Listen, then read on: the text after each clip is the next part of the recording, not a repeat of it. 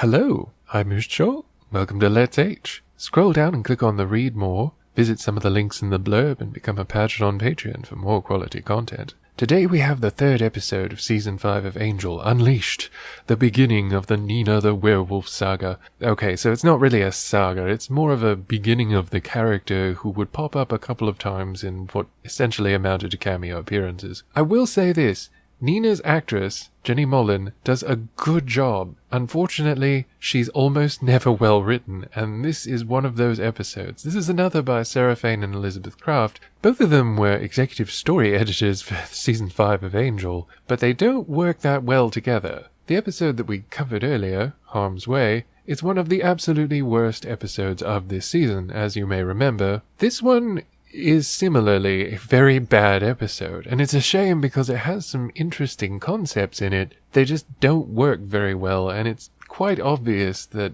whatever ideas they had, they didn't have a very good idea of the season as a whole. It starts off with a mock-up picnic that they're not actually having, so that Angel and his friends can talk about how much they don't trust working at Wolfram and Hart. This is, yet again, another instance of them bringing it up and bringing it to no satisfactory resolution. I've said this in every episode up to now. It's just bad. Stop bringing it up. You're never going to address it adequately. It doesn't matter. Nobody wants to hear them complain about how much work they have to do because they all friggin' chose this.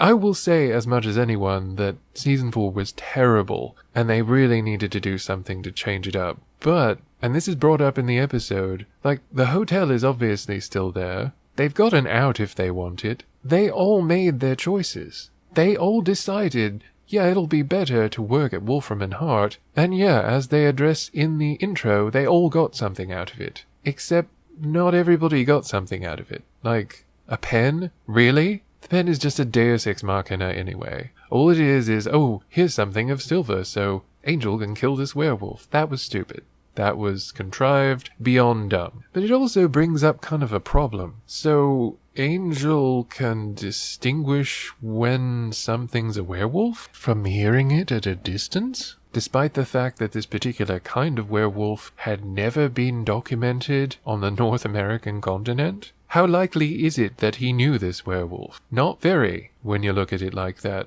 And then they do this weird job of trying to build him up as someone who was at a dead end anyway and was ready to die and all this stuff. But you don't really know that. It's more of that tell us rather than showing us. And it's kind of problematic because you have this, oh, it's a pretty girl, so we can sympathize with her. Well, yeah, it's another friggin' blonde.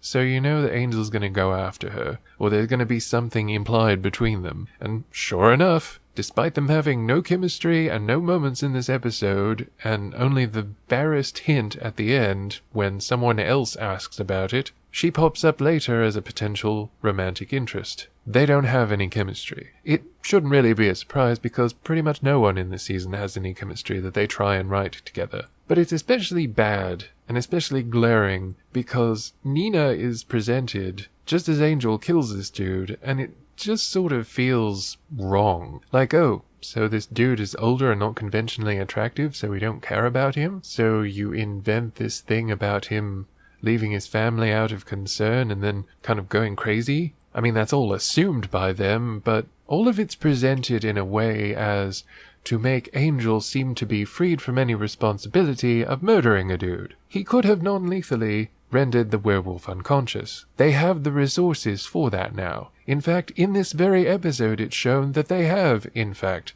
the resources to hold a werewolf. But that's the first and perhaps biggest problem with it, is the fact that the premise is so questionable. Added to this that Angel is a giant dick to everyone in this episode, especially to Gunn. And yeah, Gunn is being irresponsible. In fact, he was one of the most irresponsible when they were given the choice to work for Wolfram and Hart, and it wasn't a very character-appropriate move. But Angel acting like a dick to everyone, that's not okay. And it's especially concerning because, as I mentioned in some of the other episodes, with Connor effectively erased from the world, it seems problematic that these sorts of decisions would be made anyway, that they would be willing to make these decisions, because logically that should put them back at more of an early Season 3 mindset, without the memories that go with the things that happened around Connor. They also shouldn't remember that Darla was pregnant. In fact, they should remember none of that. I'm not sure how far they thought that the rewriting of memories went, but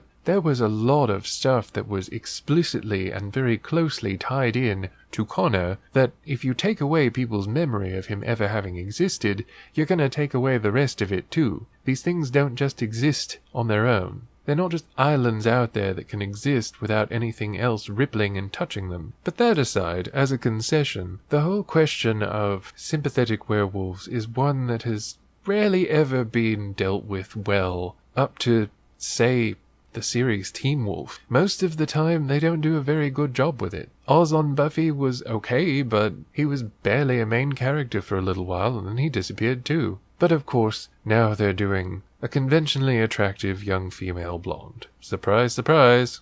Unfortunately, we're also subjected to a lot of her home life. I mean, not a huge amount, but enough to try and build up her story, except not, because it barely touches on her, it touches more on her sister and her sister's kid, which of course is what we're all tuning in for.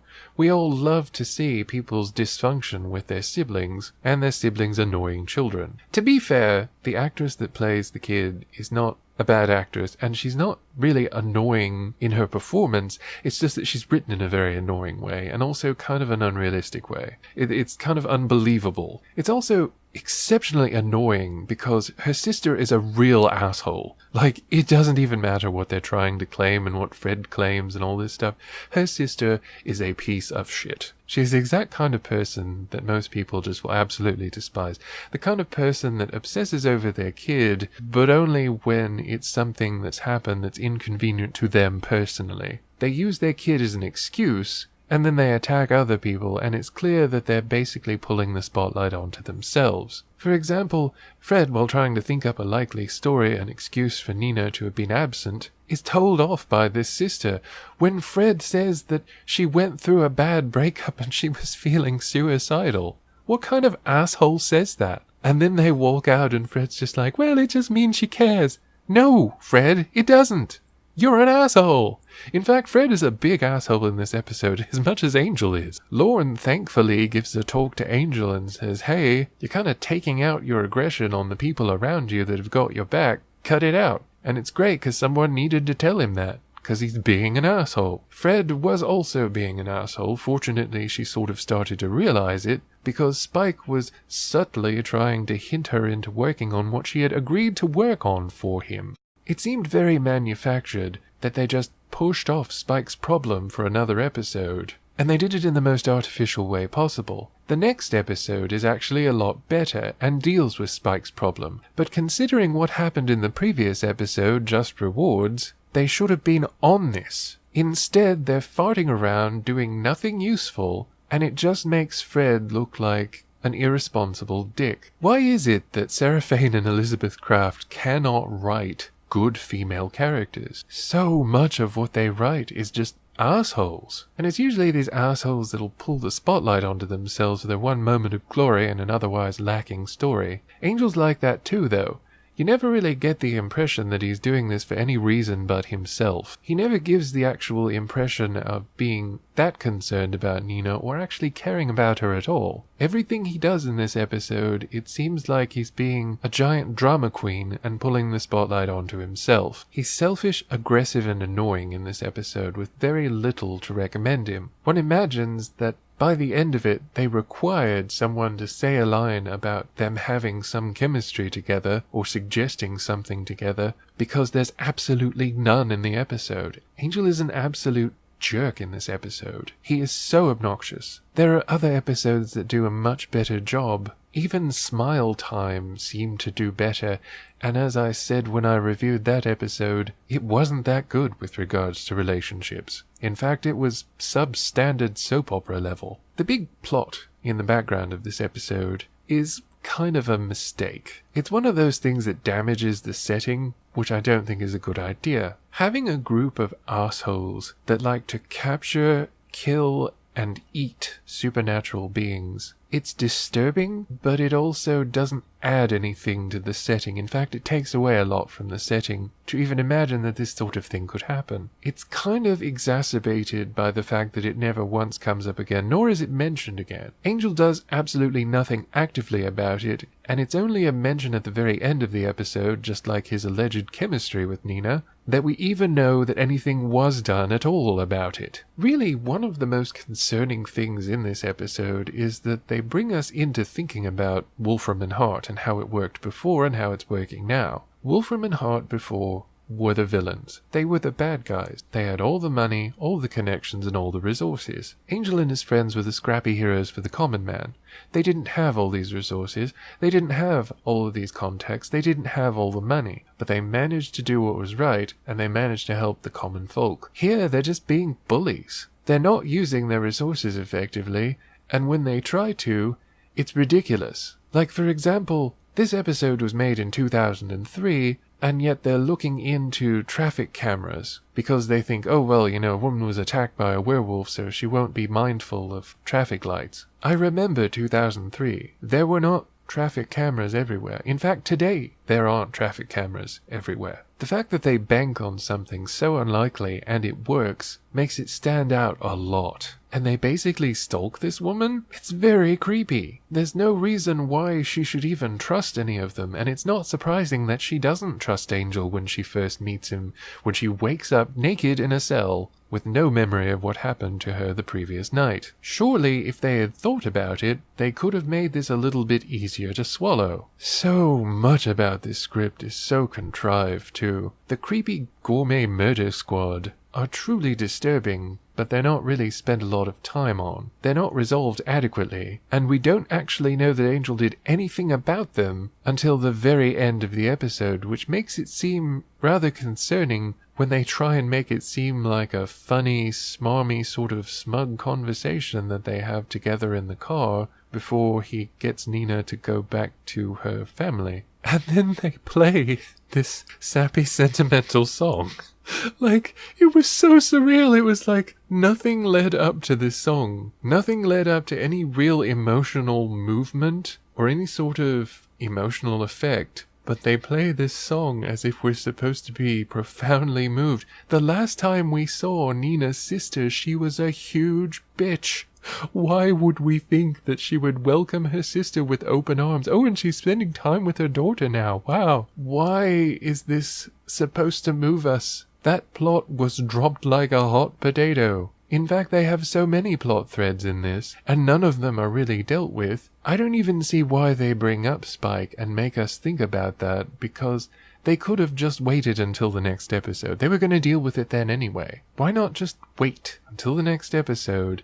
Because that did actually take up several valuable moments in this episode. And Spike also points out something that kind of demolishes Angel's character, in that, yeah, this is a pretty girl and that's probably the reason why he's so fixated on saving her. Oh, and she's a blonde. Fred gets an extremely awkward line later mentioning that Angel saves everyone equally, but that's quite simply not true and they know it. And it also kind of damages Spike's character, which they take as a joke, which is not funny, and is actually destructive to the character, when he talks about how fierce werewolves are. It's another case of Fred being an asshole for the sake of trying to get a punchline, and Angel continually being an asshole and ignoring the fact that Spike is in real trouble. To be honest, if it's actually a problem for them, if it's a question for them that Wolfram and Hart are doing something weird and maybe not on the level, they might want to look at Spike's situation, because it kind of implies that there is something going on that they don't know the facts about. But to bring it up again, Angel and his friends are kind of being worse bosses than Lila and the others at Wolfram and Hart. At least before, they were honestly fiendish. You knew where you stood with them, and you knew what they were likely to do. Angel and his friends shouldn't be like that, but they end up being like that and worse. And this is one of those episodes where it shows it. I think that's part of the reason why Sarah Fane and Elizabeth Craft do so poorly, is that they have a very different idea of what Angel and his friends are doing here. They paint them as being highly corrupted very quickly. They're doing extremely questionable things. And so much of this story hinges on accidents, incidents, and coincidences. Oh, so this guy took calendula and Lorne couldn't read his aura. Well, wouldn't he kind of know that? What was he looking for? They draw a parallel to taking Valium before a lie detector test, but it's not the same thing. Like, it literally cannot work the same way. It's just so sad that so much of this episode hinges on things that aren't adequately built up, but we spend so much time on stuff that ultimately doesn't matter. It's like it takes time to build up things that it has no intention of following through with, and yet the plot moves when the script requires it to move because the script said so. I hate scripts like that. I think that's terrible. It's okay to just do a slice of life, to just do a situation that resolves itself in rapid pace. But this isn't like that. This brings together so many disparate things, so many coincidences, so many things happening, that it lampshades so much for us that it doesn't want us to think about. It makes itself obvious that it doesn't want us to think about it. There's so much that it half-assedly addresses and then moves on from without actually bringing it to any sort of resolution or even a stopping point. As you'll remember from my other reviews, this is a common thread with them questioning their place at Wolfram and Hart, but this episode is full of things. It's practically a series of things that are brought up and never adequately addressed, and then at the end, with a few throwaway lines, they feel like they can move on. That's not really good writing. If this had been half the length and was intended solely to explore Nina the werewolf becoming a werewolf, or Angel and his friends dealing with these gourmet murderers, that would be fine. It could be straightforward, it could be 1, 2, 3, 4, 5, point A to point B, and that would have been great. However, it goes far too long with too many stories that don't go together, and it wants to focus on all of them. And furthermore, it wants to focus on them with characters written as unsympathetically as possible. Everybody comes off like an asshole. And of course, it goes without saying that Wes might as well not be there. His acting is especially bad in this episode, so if you want to see probably some of the worst acting for Wes in Season 5, this is your holy grail. They try and do something between him and Gunn, but he's just so sleepwalking that it doesn't even matter. It doesn't work. And unfortunately, nobody else is that much better. Fred is literally so obnoxious during this episode that I was literally taken aback at parts. She's never this obnoxious, but she was offensive in this episode. It's easy to see when watching episodes like Unleashed why people were jumping ship and thinking, yeah, Season 5, that's not going to go anywhere good. That's not going to work. So please, if you're going to do your Season 5 watch through, skip this one. It doesn't say anything good. It isn't a well-written episode, and ultimately it doesn't matter at all. All it does is make the characters look way worse, except for maybe Lorne, who's one of the few people willing to actually say what's needed rather than just what's convenient. Still, even he is unable to actually breach the topic of whether or not being at Wolfram and Hart is a good thing. Would someone please finally deal with that topic? Well, we all know the answer to that one, of course they don't. But I'll be back next time with another episode of Angel Season 5. See you then. You're welcome. Bye.